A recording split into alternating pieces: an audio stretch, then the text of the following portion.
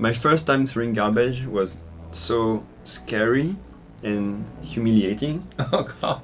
So I had a lot of garbage for my first maybe 2-3 weeks. I went out with like 5 garbage bags. And the garbage guy got so pissed at me. He takes my garbage bags, like smashed them on the floor, and there's like 50 people around watching.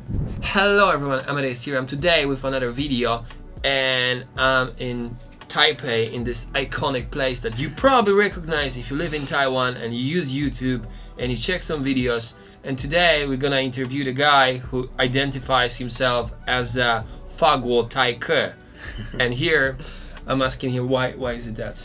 Hello guys. So basically, you know, I'm a French guy living in Taiwan. That explains the Fogle part. That explains the Fago part. And Taike, I always thought like my channel and kind of the way I live in Taiwan, I always say try to integrate the society. Like I've been working hard on learning Chinese or learning about the culture. I'm famous for having those land by tours, which those are right awesome. Here, you know. This is epic. So I thought like Taike is, because I heard before Taike can be some word that's like a bit negative. Yeah. But like a gangster kind of stuff. Yeah, but actually Taike just means like typical Taiwanese. Is that right? Is that right? Can you correct us? Because you know I'm not sure about this. Yeah. Taike, is it anything negative to call someone Taike, or for a foreigner it's actually a compliment? So yeah, Fago Taike, that's me. But my Chinese name is Feng Wei Yuan, so I usually call myself Yuan Yuan. Okay. I stay in France with for a while. What I learn about French food is like it's very important for French people. Like they're very proud of food, very proud of wine. And it's all about the sophistication of the food. So the way you cook, like you take ingredients, but you like improve them so many times at so many stages that you have like a final meal. And there are like apparently, people claim there are like French restaurants in Taiwan. What do you think? Is it easy to find French restaurant in Taiwan? So I'm gonna be very honest. I have never been to a French restaurant in Taiwan. I have been to Moroccan restaurants. In France it's also very popular to have those dishes from Morocco. So I went to that one once. French restaurants I have never been.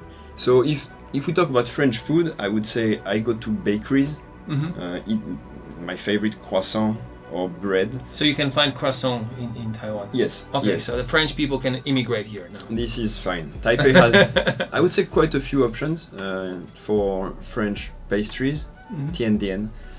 For restaurants, I cannot really say because I have never been myself. You know, one thing I think is interesting is I feel French people and Taiwanese people have this common thing that they both care a lot about food. Yeah, that's definitely. If you make a video in Taiwan about food and you do something wrong, you will have tons of comments saying that. One time I was in France doing pao mian, and I think I put the water before or after. You messed up doing pao mian. Yes. How bad can you be at cooking pao mian? I don't think I'm that bad, you know, and I mean, when I do it, I appreciate eating it, but it's more like if you make this one mistake, like you put this before that, or I don't know, there was this tiny thing, and then I realized my huge mistake, and I was like, damn it, I should just remove the video now. Because the people like bust you with the comments. Get like 50 comments that are exactly the same. There are lots of differences between France and Europe and Taiwan, right? So you were very confused about garbage trucks, right? My first time throwing garbage was so scary and humiliating. Oh God. So, I mean, if you are in Taipei, you thought it's an ice cream and you start grabbing the garbage and go to pay. Not that innocent. But if you are in, I think Taipei and New Taipei, you need to have special garbage bags. You have to buy them in supermarkets, and they will only take those garbage bags. Nobody told me that. And the second thing is, if you go to the supermarket, those bags, you cannot get them by yourself. You have to ask the clerk, you want those garbage bags, and they take it from under the counter. So as a foreigner, if you cannot speak Chinese, it's not something you can do easily. Yeah. So anyhow, nobody told me about this. I got normal garbage bags. And the second thing was, when is the garbage truck? You know, like every day it's at maybe different time or different place depending on the day. So I had a lot of garbage for my first maybe 2-3 weeks. I was waiting for that moment, like when is the garbage truck? I got ready, and that one day I went out with like 5 garbage bags. Okay. It was like, I have to do it today. I have too much garbage right now. So I go there. It's very heavy, uncomfortable.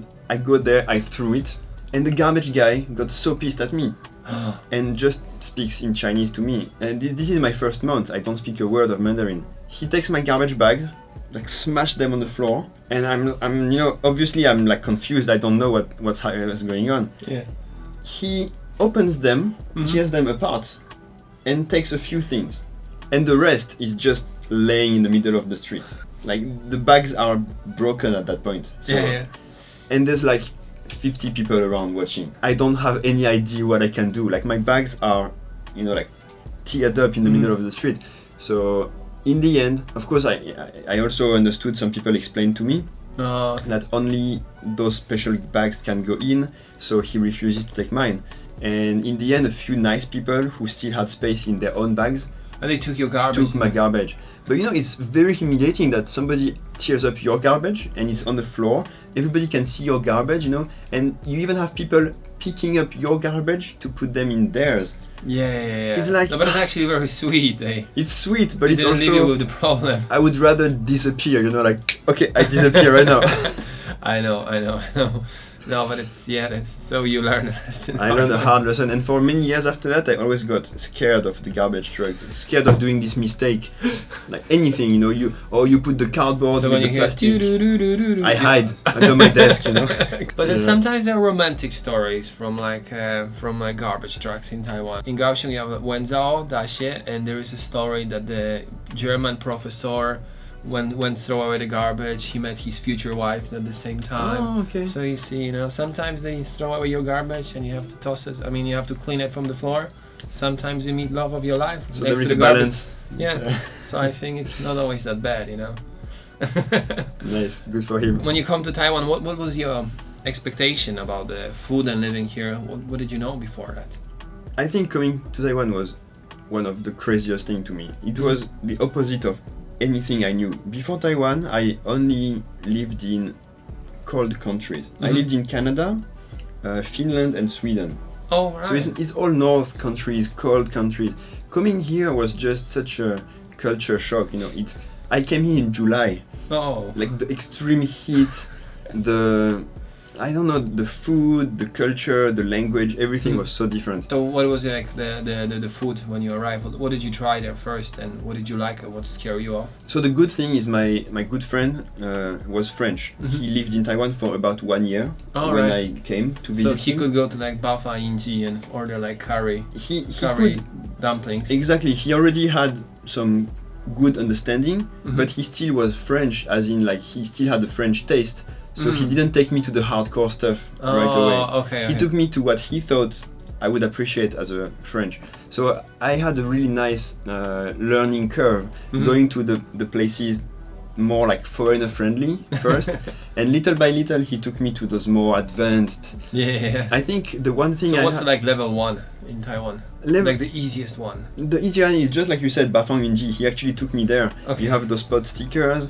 It's like lovely. It's a bit like ravioli for Europeans, but also a bit different taste, some nicer sauce. Yeah. So that's like easy to order, and it's like what do you expect, and it comes on one plate. Exactly, lovely. And night market food also. You can see the pictures, and you have a lot of really good food. And back then, the hardest I had was the century eggs. Is that how it's called? Yeah.